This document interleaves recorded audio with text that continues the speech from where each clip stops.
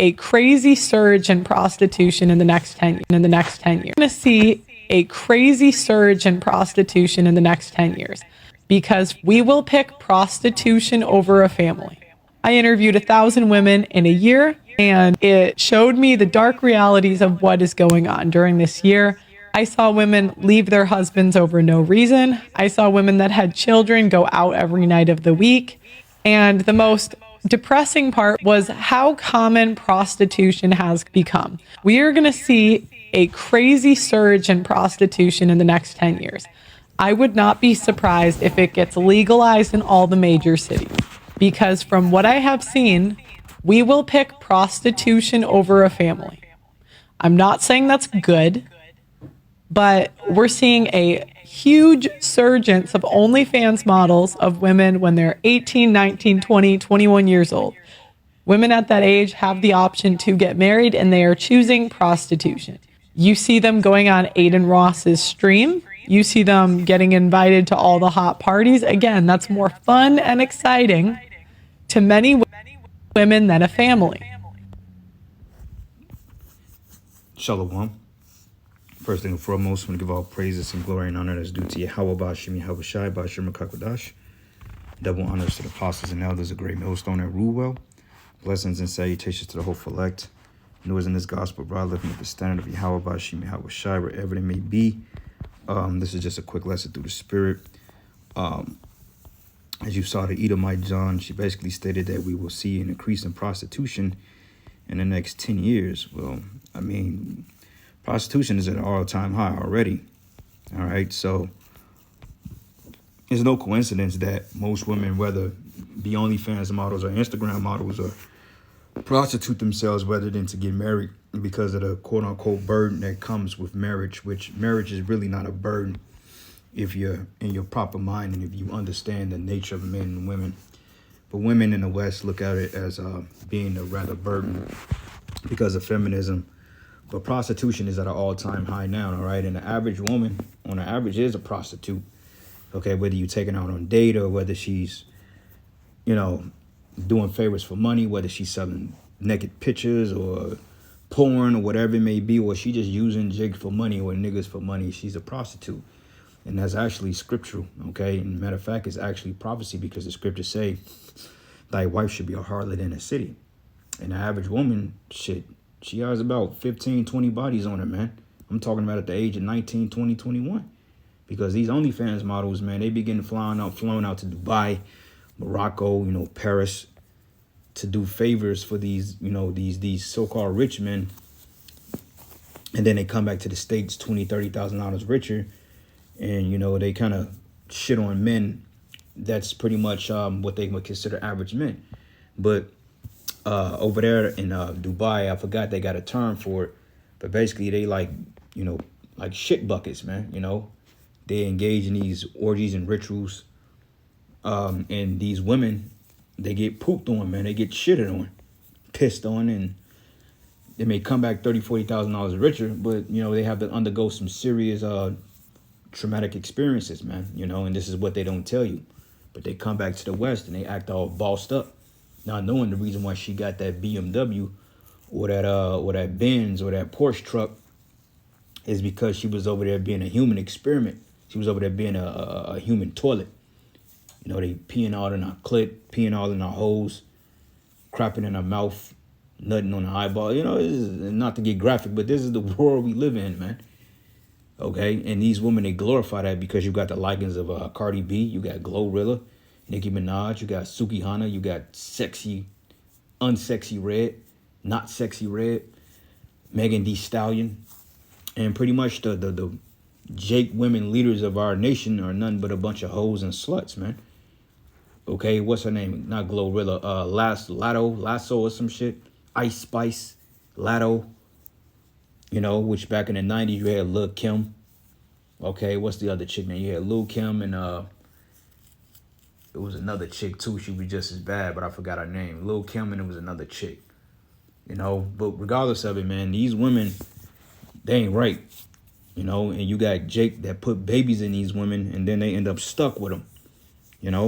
But it says, has feminism and hoeflation destroyed dating in the West? All right. And I would like to say hell to the yes. All right. Because feminism, for one thing, has been set up to be a aggravator towards men, because men, once they lost control of the households and the primary financial giver, the women started getting these positions of power, started getting higher paying jobs, and ultimately, started getting the better chances in life. It has totally made these women proud as hell, to the point they say we don't need a man. And hoeflation, okay, which when you go into hoeflation, is basically a overly influx of hoes on the market, man. Okay, because the average woman, even your woman, she may just be a back page prostitute, man. And I ain't trying to make you look at your women funny, but at the end of the day, I don't put nothing past none of these demons. Because like I said, it's 2024. The opportunity is there, and they have been more liberated than they have ever been. Okay, she can go down there and put you on child support, take your money and go trick off on a whole nother dude, man. While you sitting there taking care of a kid, don't want nothing to do with you. And that's the reality of a lot of men in this society, man. Unfortunate. This is why the Lord has to come back, and he has to put things in order, man, because this is just totally getting out of hand. But it says here, it's a problem in the Western world that is rarely discussed in the media beyond puff piece articles and glancing polls that avoid connecting the dots.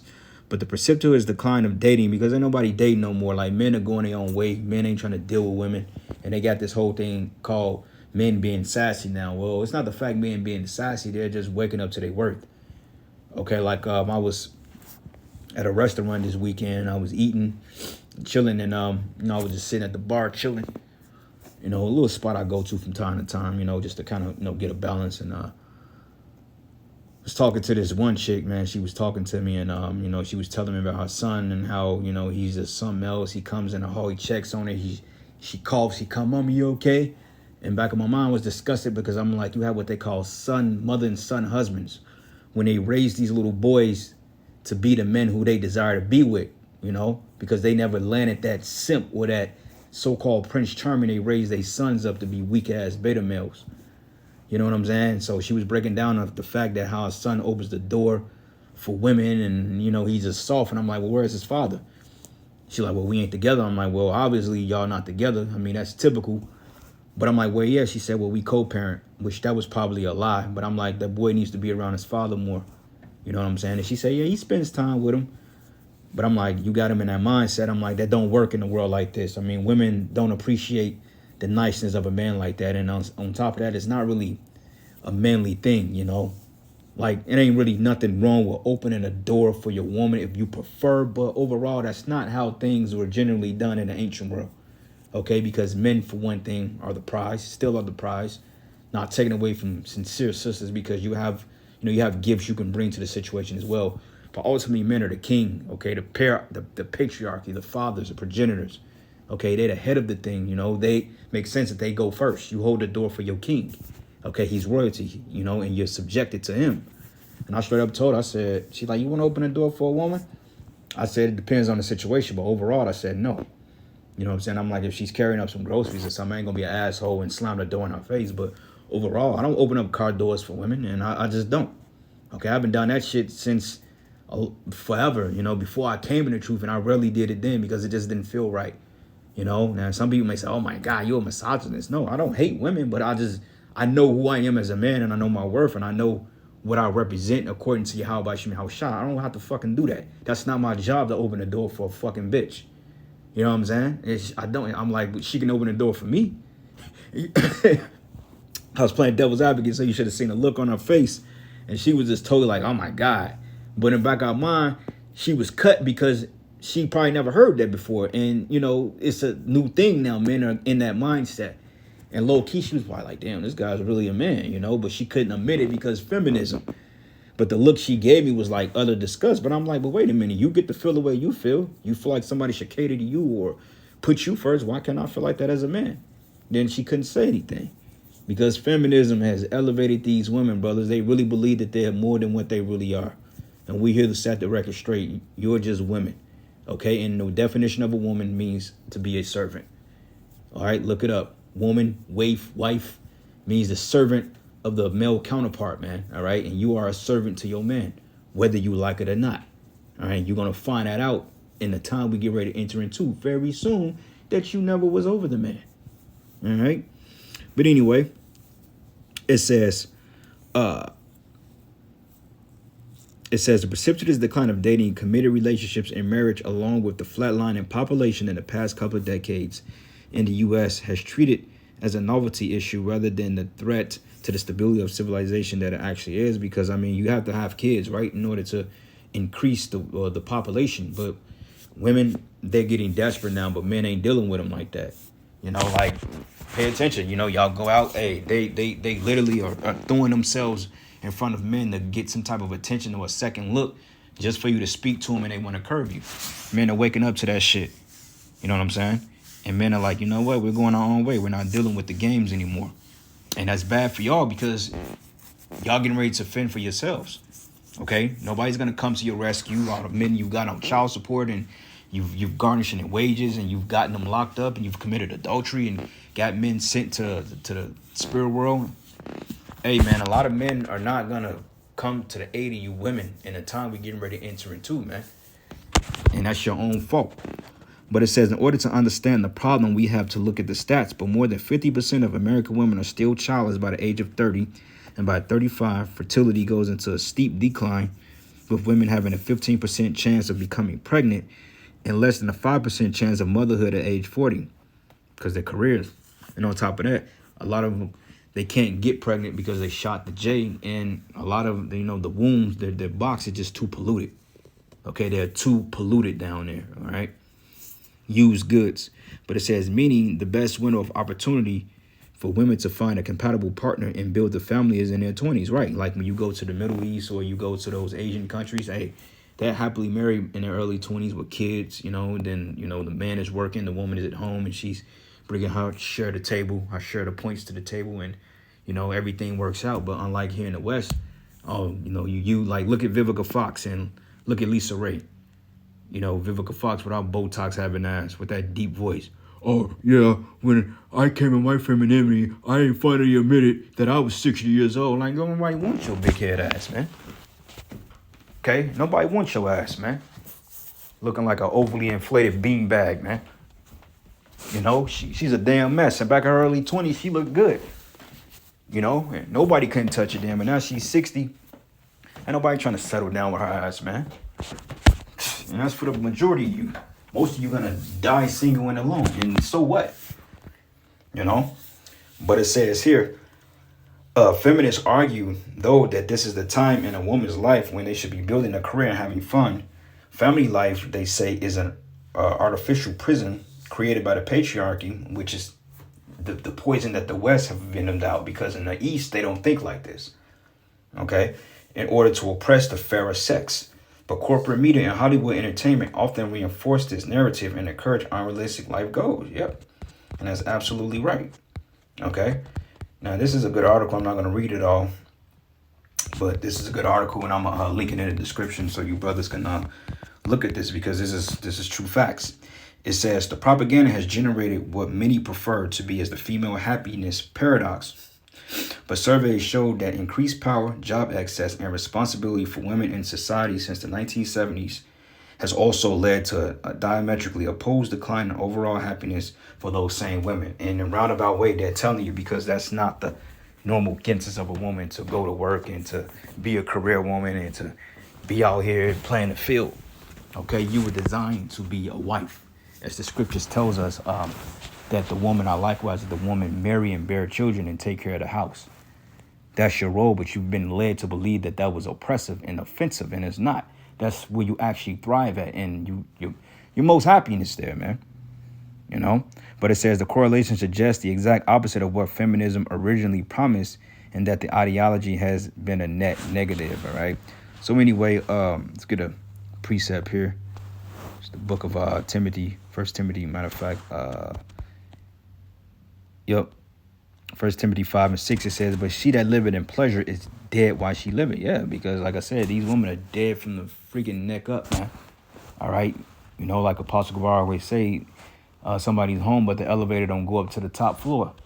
Okay, because they're literally out here operating outside of their natural order. Like they literally are fucking they're zombies.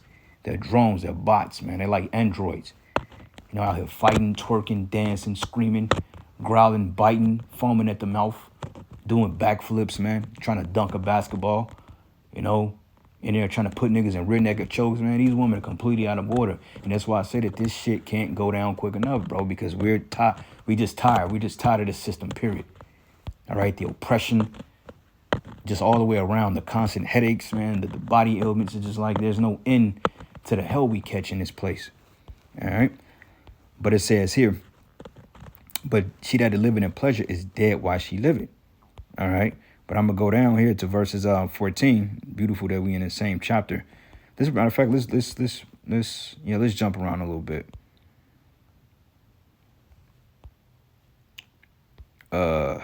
Verses 13. It says, and withal they learn to be idle, wandering about from house to house, and not only idle, but tattlers, also busybodies, you know, in everybody's business. First thing you hear, you go in a damn place or the job, or whether you got a family full of females, which most Jakes have mostly women in the family because women outnumber men 7-1. I mean, they're just a given. Okay, most families are gonna have more women in it than boys, than men, because like I said, men are the rare commodity, which proves that, you know, we're more of the prized possession because we're rare. Okay, for every 7 women, you have 1 man. You know, like go to a comedy show, you may have 10% men, 90% gonna be women. Anywhere you go, for real. But it reads here, it says, speak a thing which they ought not, but I will rather therefore that the younger women marry, bear children, and guide the house. All right, so this is the job of a woman: guide the house, have children. All right, and don't have a child for a paycheck, but have a child to nurture it and to bring it up in righteousness. Okay, like the scriptures say, train up a child in the way he should go, and he should not depart from it. That's the mentality you're supposed to be putting on your kids, not teaching your kids to be a boss woman or independent woman or a career woman. You know, like I got a daughter that's 14 years old that should be promised off to one of her brother's sons, but you think on the opposing side, she's trying to prep that little girl to go to fucking college, man. Go to college and join the Olympics. No, she needs to be fucking a wife, man. You know, but in this world, hey, the women gets all to say so. But it reads, it says, therefore, that the younger women marry, bear children, guide the house, and give none occasion to the adversary to speak reproachfully. But for some are already turned aside after Satan, man. All right. And all these women are given over to Satan. Okay, whether you like it or not, hey, your woman, she's given over to Satan. You know, she may have a couple of times, or she may have some times when she's acting right. But hey, eventually Satan gets her ass too, man. You know, because she started to bug out and talk a little shit, you know, and you would never have thought like, damn, I thought you was one of the good ones. But she have our moment when she bucks up and argues back. Because Satan getting to her, man. You know. So Rock 26, and I'm going to start at verses 8. It says, a drunken woman and a gutter abroad causes great anger, and she would not cover her own shame. Yeah, and that's the common female. They don't take accountability for what they've done. You know, here a bitch got 3 kids and, you know, 3 different baby daddies, and she'll put 2 of them on child support because she had another one that the other one don't want to deal with. So now you got to pay for the other one, all because she don't want to take accountability and admit that she was out here sticking and moving like she's a damn male, you know. That's wickedness, man. And there's going to come a judgment for that behavior real soon. It says, but the whoredom of a woman may be known on her haughty looks and her eyelids, you know, the makeup, the eyeshadow, you know, the fake baby hair. Like you got 50, 60-year-old woman with fake baby hair, man. Like what you doing with that?